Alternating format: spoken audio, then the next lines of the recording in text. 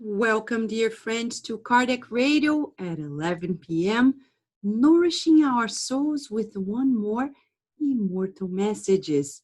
Immortal Messages is this program based on the book Psychophonic Instructions. And this book brings to us a series of messages that empower us to our immortality. Several spirit authors, from those who come to tell their stories, to those who come to advise us, to give us a sweet and kind warning, a firm and friendly, very firm warning today. Through Chico Xavier and his team in two realms, we're going to talk about a renewed heart. Yes, Jesus Gonçalves comes through Chico Xavier on the night of April 7th, 1955. This very message is about our own redemption, our salvation. What is it all about? Do you know who he is? How is your relationship with diseases in general? Do you see diseases as punishment?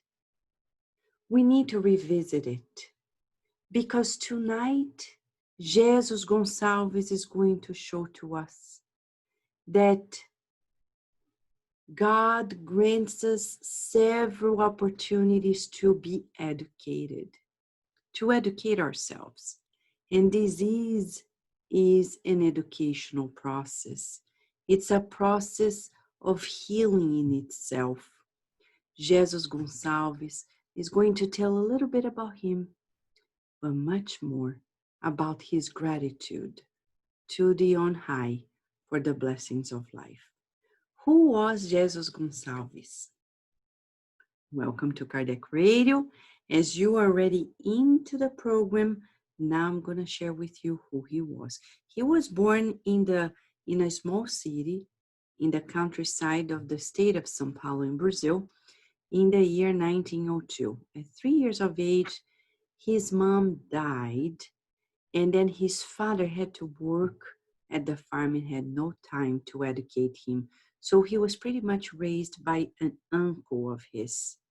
And we're going to see here that Jesus Gonçalves discarnated in 1942.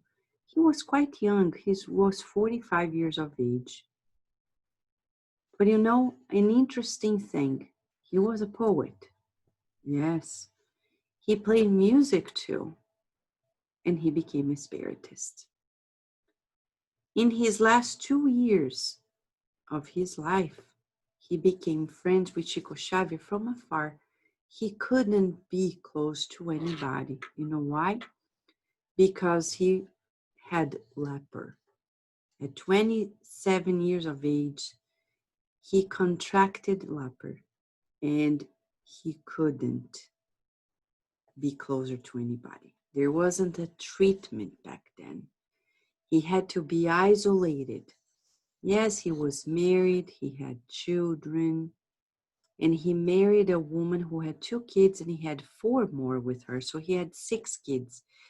At some point, his wife dies of tuberculosis, and though he is far away from the children, he's still sustaining them. He kept working as a writer, writing letters, writing articles, participating. He became very, very close to Chico Xavier.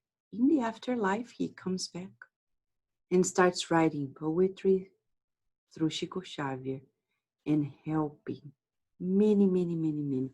These people are not celebrities. They actually became servants. That's so important. That's why he's entitling this message, A Renewed Heart.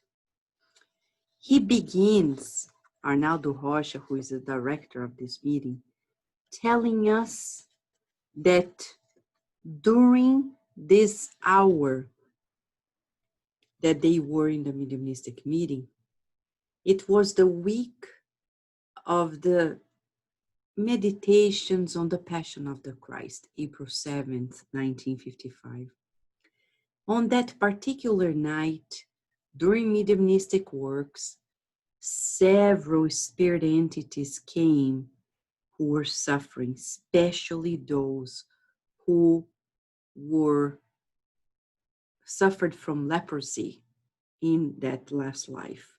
They still revealed painful mental fixations of anger, of bitterness because of what happened to them.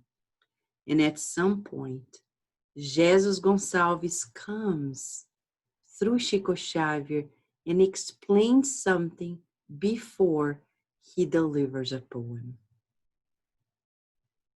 Are you ready? Yes? So let us listen to Jesus Gonçalves, who is here, to see what he says. He says, friends, this is so beautiful. All these messages, we're going to see that these spirits, they have this fraternal relationship with us. And that's why it feels so good. Friends, I am your brother, Jesus Gonçalves, the leper from Pirapitingui. It was a city where he discarnated, to whom Spiritism offered a new vision of life. I thank you for the fraternal and tender aid to the discarnate brothers and sisters who are here tonight.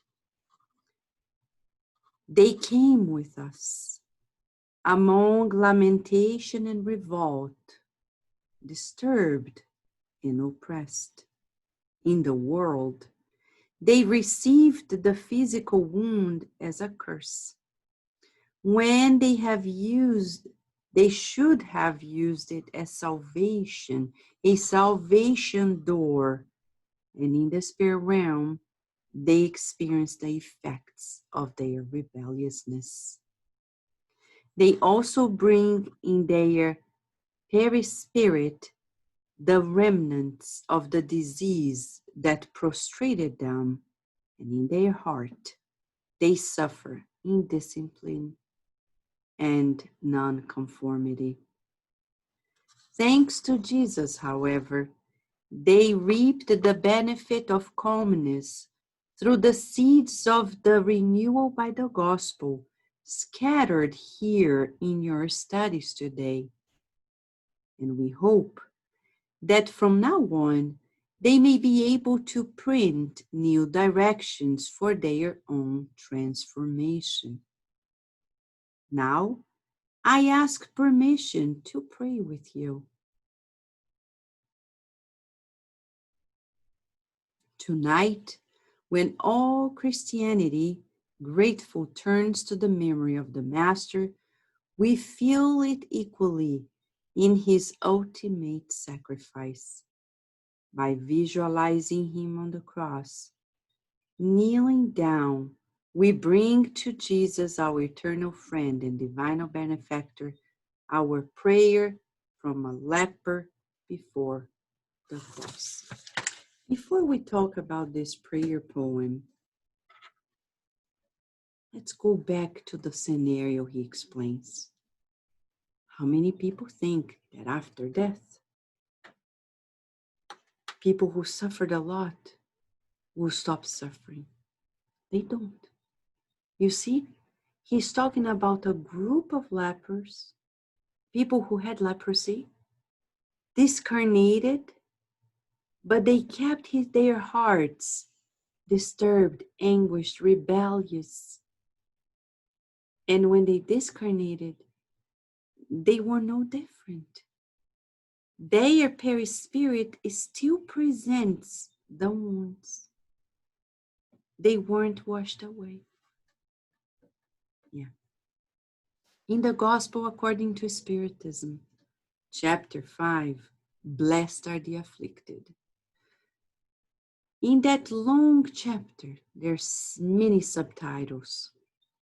And there is one in particular, to suffer well, that goes hand in hand with this.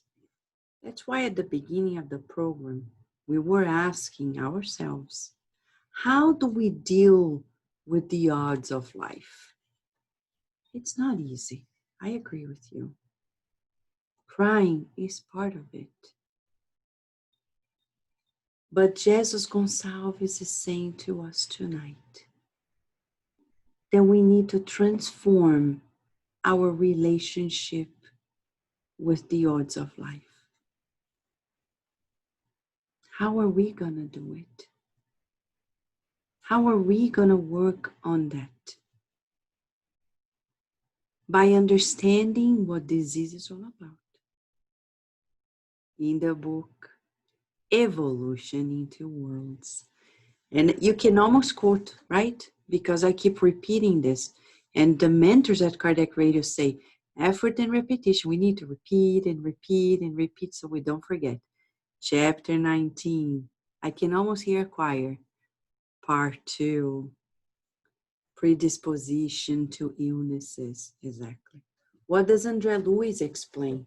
He explains to us that we develop illnesses the moment we make a grave mistake. Why? Because our conscience doesn't filter the memory in its system. It's like clogged. He says it creates a crystallization, a nodule of vibratory disturbance in our perispirit. And what happens? It will only be flushed away, be dissolved when we reincarnate, and that is expunged through the physical body in form of disease. And you may ask, is there another way of dissolving this crystallization? Yes, André Luiz says. There is, as Jesus said, love covers a lot of sins, a mountain of sins. So you need a lot of water of love. A lot of water of love. Think about a crystal of salt. A little bit of water is not going to dissolve it. You need a lot of water and movement to dissolve it. Why am I saying this?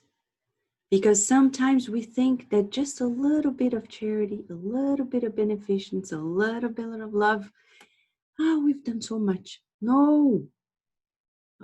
Based on lives of nodules of crystallization, of disturbed vibrations that are crystallized, we need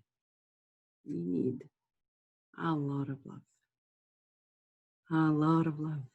A lot of movement towards the good of others, the general good. A lot. So, the good has no limit. Keep it in mind when people tell you, you're doing too much.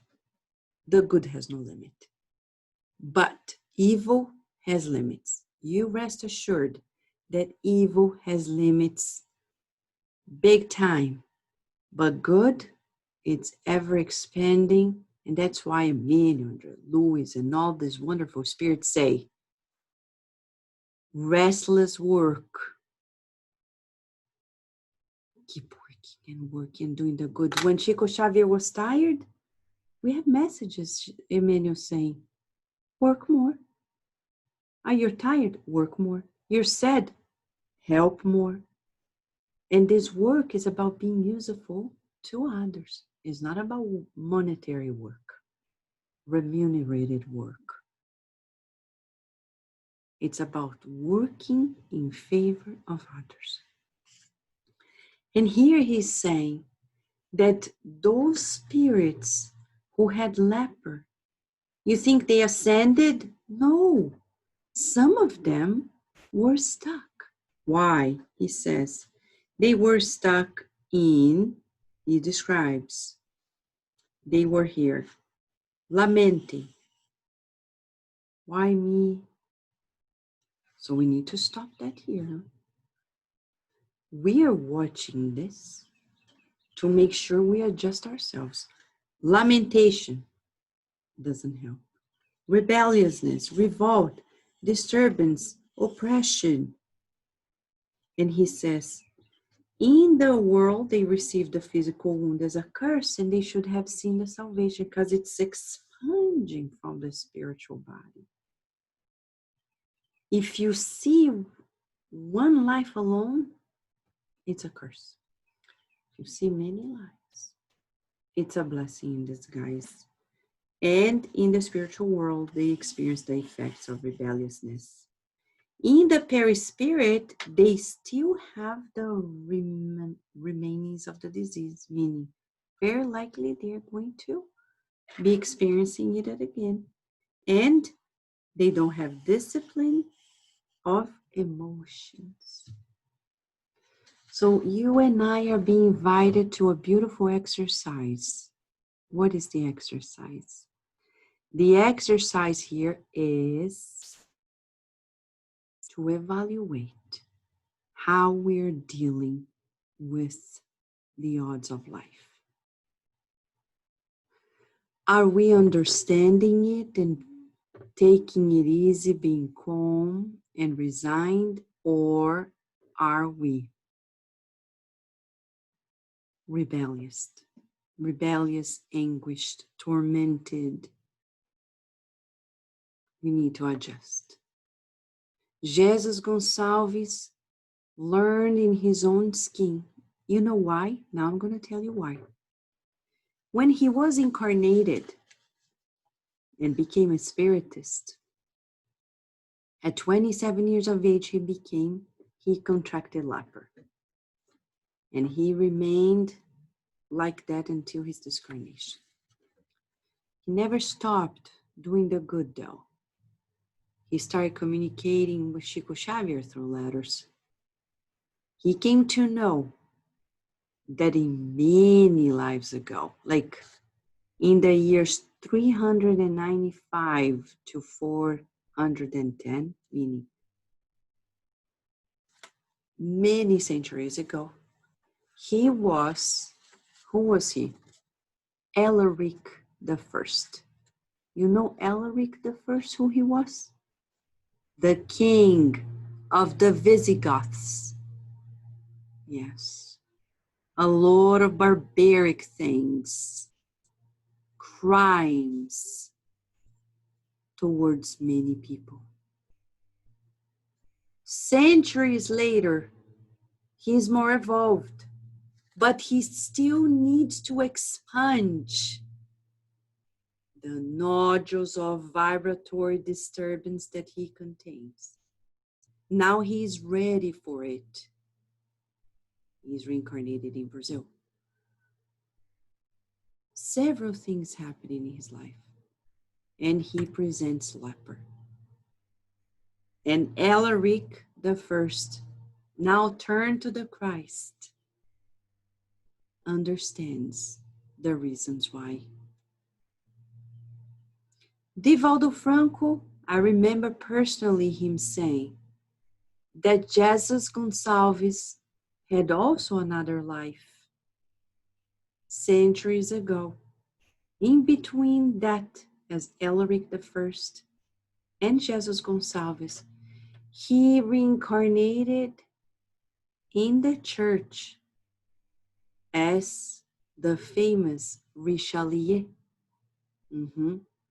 And somebody who had a lot of power in the church, the Catholic Church, and committed a lot of mistakes. André Luiz, in the book Evolution in Two Worlds, is right. Inevitably, we will come across the cleansing of our conscience through the process of expunging those nodules of disturbance. We're being asked to deal with it. It's not easy, but that's why we have friends. And that's why he says, we have the friend, Jesus Christ, and the Spiritist teachings that are so consoling to us. And now we're gonna listen to his poem, a poem to Jesus. Arnaldo Rocha says that at this moment he gives a pause, changes his tone of voice, and in tears, Jesus Gonçalves poetically prays to Jesus. And this will be our prayer.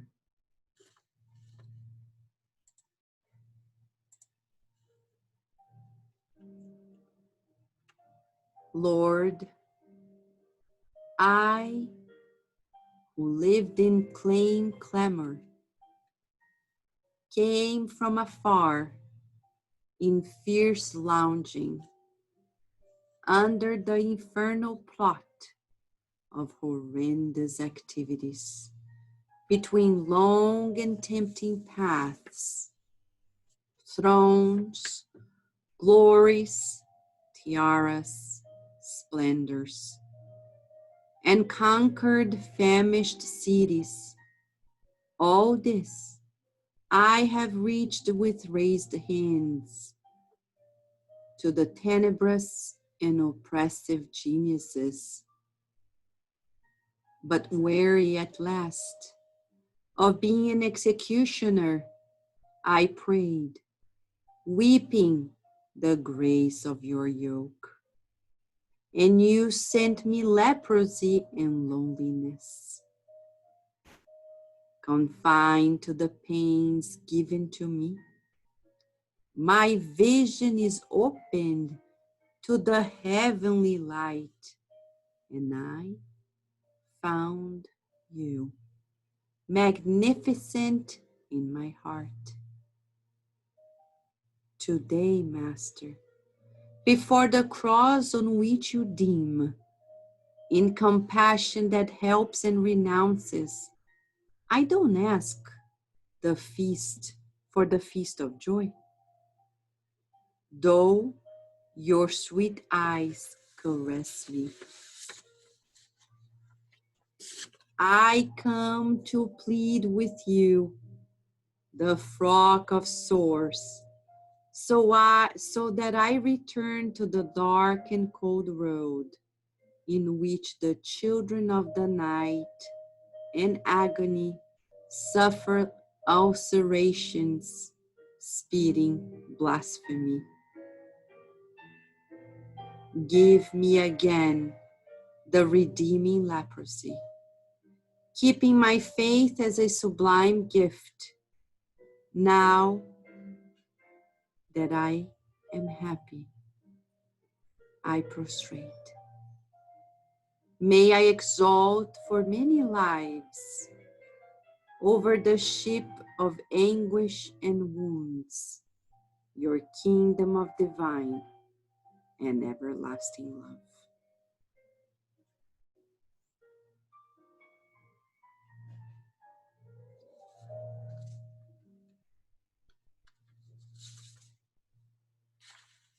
In this poem, he's disclosing to us his previous lives' deeds. Look at history, friends. We were the ones making off of history in this planet. And it doesn't look pretty. Yeah. So now we understand so many things. When I see nowadays in this pandemic, people who are desperate, I can't stand it any longer. It feels like we forgot. We forgot that we have so many bills to pay, and it's not material bills only, it's spiritual bills. And we are thinking in illusions, thinking that we have any credit. the good spirits come tonight through Jesus Gonçalves, asking you and I to put some sense in our minds, to put some reasoning and remind ourselves that much like Jesus Gonçalves, we have had many lives of choices that were barbaric. But in this life, we thank God for sending us Jesus and the Spirit's teachings, because through them, we are granted the opportunity to do what? To redeem ourselves. He asks again for more experiences through which he is going to sing the songs of joy of the good news of Jesus Christ. And how about us? Are we rebellious, like the group that he brought in that mediumistic meeting? Or are we already like Jesus Gonçalves, blessing the odds, blessing the restrictions and afflictions, knowing that through them we are redeeming ourselves? We don't like pain, but we understand it. We need to suffer well. You and I tonight are being invited to meditate on how we experience suffering. Have we been easy in the hands of God? Or are we still a spoiled child of God, kicking and screaming tantrums when we're experiencing educational steps in our lives? This is our reflection for the next 24 hours. And we hope we can come back here at Kardec Radio in more immortal messages tomorrow, God willing. Because at Kardec Radio, we're always nourishing our souls. Thank you, friends.